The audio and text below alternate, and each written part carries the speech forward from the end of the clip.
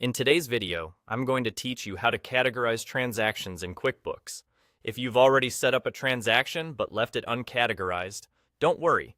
This walkthrough will get it properly filed so your books stay accurate and your reports make sense. Categorizing is what tells QuickBooks which account in your chart of accounts the money belongs to.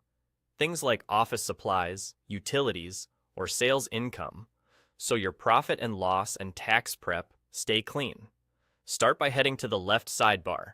Click All Apps, then choose Accounting, and then Open Bank Transactions. This area shows transactions that have come in from your bank feed or that you've set up but not yet assigned to a category.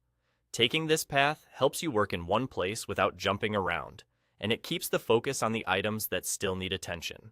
Next, pick the specific transaction you want to finish. Click it to highlight the details. Before you categorize, take a moment to glance at the date, description, and amount.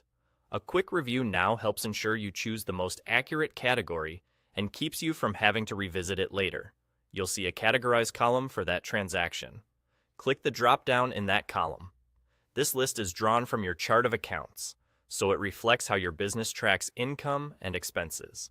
Choose the category that best describes what the transaction is for.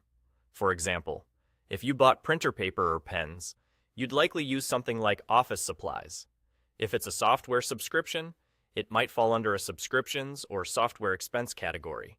If it's money you received for your services or products, select the appropriate income category rather than an expense one. The goal is to be consistent with how you've been recording similar transactions, so your reports remain clear and comparable month to month. Once you've made your selection, hit Post.